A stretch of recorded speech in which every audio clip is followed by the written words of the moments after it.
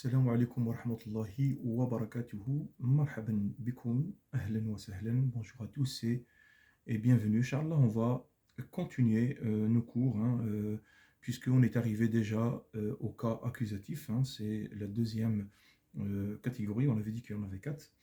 On avait dit que cette catégorie, elle avait 5 indications. Donc, on les a bien entendu citées.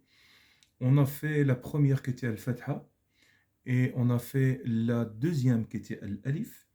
Et aujourd'hui, Inch'Allah, on va voir l'indication de Al-Kasra, qui se trouve en troisième. Donc après, on aura Al-Ya et on a Hadf al-Nun, qu'on connaît. Qu'est-ce que ça veut dire maintenant? On connaît sa signification. Donc là, je vais lire. وأما الكسرة فتكون علامة للنصب في جمع المؤنث السالم. En ce qui concerne la kasra, elle va nous donner l'indication du cas accusatif dans, bien entendu, un seul lieu, dans une seule situation. Et bien entendu, cette situation, c'est جمع المؤنث السالم, qui veut dire le pluriel féminin sain seulement. D'accord? Ok. Donc là, on va prendre, Inch'Allah, un exemple. Et c'est un exemple du début d'une ayat du Coran, et c'est dans la sourate Al-Ankabut, verset 44. A'udhu billahi minash shaitanir rajim. Khalaqa Allahu samawati wal arda. Khalaqa Allahu samawati wal arda. Donc Allah a créé les cieux et la terre. Alors ici, le mot qui nous intéresse, bien entendu, c'est as-samawati. D'accord? Et je remarque que as-samawati, à la fin, il a une kasra. D'accord? Donc il ne faut pas se gourer, parce que la kasra, c'est une indication du cas indirect. D'accord? Donc on va voir ça quand on sera arrivé, parce qu'on n'est pas encore arrivé là. C'est la troisième catégorie. Mais ici, dans ce cours, on nous dit que la kasra, elle va nous donner l'indication quand même du cas accusatif pour le pluriel féminin sain. Donc ici, ce mot-là, il est bien au pluriel féminin sain. Donc ça veut dire qu'il est bien au cas accusatif, parce que c'est la kasra qui me le dit. Donc on va vérifier ça pour voir le type de place qu'il a. Je pose la question, Mada. Je dis, Mada khalaqa Allah? Khalaqa Allahu samawati wal ard. Qu'est-ce que Allah a créé? Allah, il a créé les cieux et la terre. Donc ici, les cieux, samawati, le mot que vous voyez ici, il est complément d'objet direct, c'est-à-dire maf'oulun bihi. Et rappelez-vous, on a dit dans la règle du complément d'objet direct, il sera tout le temps au cas accusatif. Donc ici, effectivement, il est bien au cas accusatif et c'est la kasra qui va indiquer, comme on a dit depuis le début. Alors par contre, si je passe au mot suivant, wal arda, donc ici c'est un nom aussi, d'accord?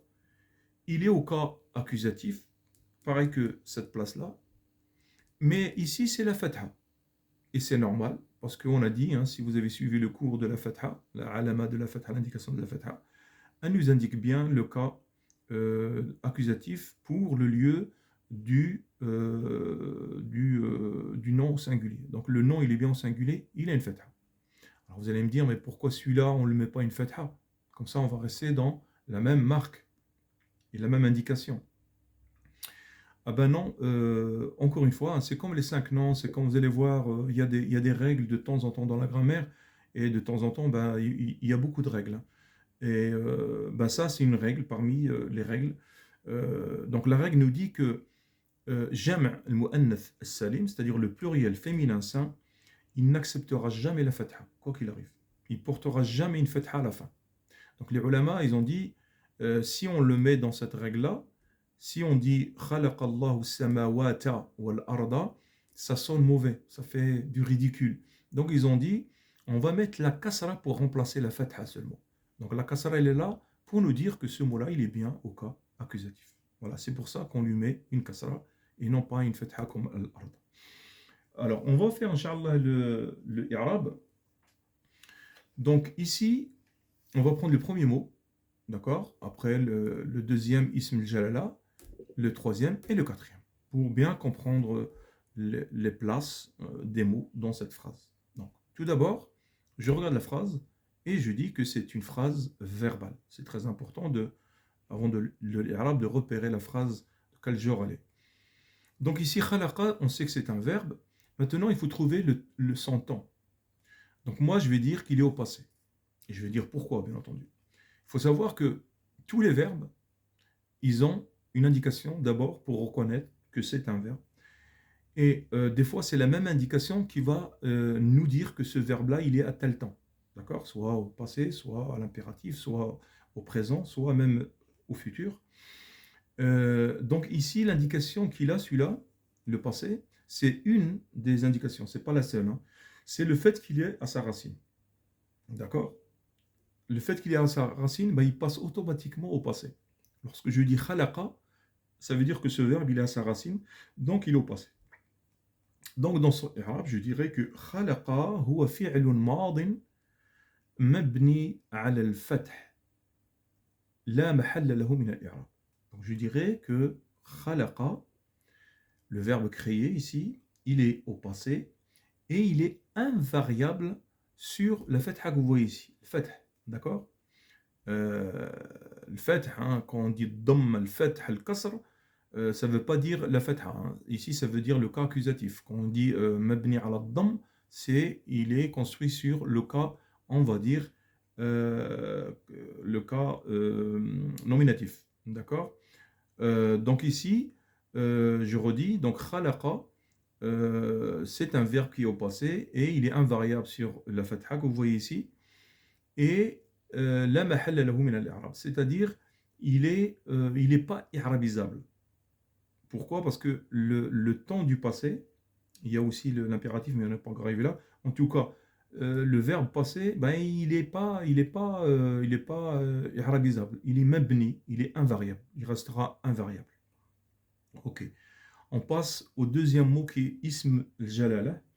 Donc, ism al-jalala, on dit toujours ism al-jalala quand il s'agit d'Allah. On avait dit ça dans une vidéo, Allah alam. C'est par respect, bien entendu. Alors, lorsqu'on dit ism al-jalala, ça veut dire la prononciation de la magnificence. D'accord? À chaque fois qu'il y a le nom ism al-jalala, on va, comme ici, man khalaqa, c'est Allah. Donc, ici, ism al-jalala, il est sujet. Donc, on ne va pas dire Allah huwa fa'ilun marfu'un. Non, c'est manque de respect. Donc, quand on arabise le nom d'Allah subhanahu wa ta'ala, on commence par dire Allahu ismul jalala, d'accord? Ismul jalala, fa'ilun, marfu'un wa alamatu raf'ihi ad-dammatu ad-dahiratu ala akhirih. Donc ici, je dis Allah, c'est la prononciation de magnificence. Il est au cas nominatif et l'indication de son cas nominatif, c'est le damma qui est apparent à sa fin. Ici, le mot qui nous intéresse, qu'on a travaillé tout à l'heure, as-samawati, on a dit que c'était le complément d'objet direct. Man khalaqa, Allah khalaqa as-samawati wal ard.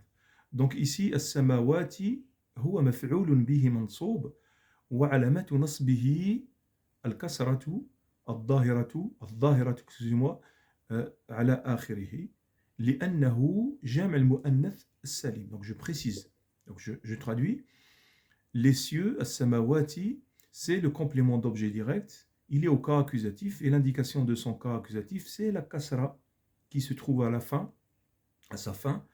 Pourquoi? Parce que c'est un pluriel féminin saint. D'accord? Seulement pour ça. Et enfin, le dernier mot, donc on ne fait que le premier degré de l'Irab. Là, ce que je fais, c'est le premier degré de l'Irab. Wal arda, donc wa ism mansoub, c'est un nom qui est au cas accusatif. Celui-là, il est au cas accusatif. Mais ici, son indication, wa alamatu nasbihi, al fathatu al-dhahiratu ala akhirihi, bien entendu, c'est la fatha qui est apparente à sa fin. Pourquoi? Parce que tout simplement, c'est un nom qui est au singulier. Alors voilà pour ce cours. Hein, et ils vont en avoir d'autres, parce que là, on n'a même pas fait la moitié des alamat. Et il en reste encore pour, on a dit, pour le cas accusatif, le ya et hadf nun, qu'on verra ça, Inch'Allah, prochainement. Wassalamu alaikum wa rahmatullahi wa barakatuh.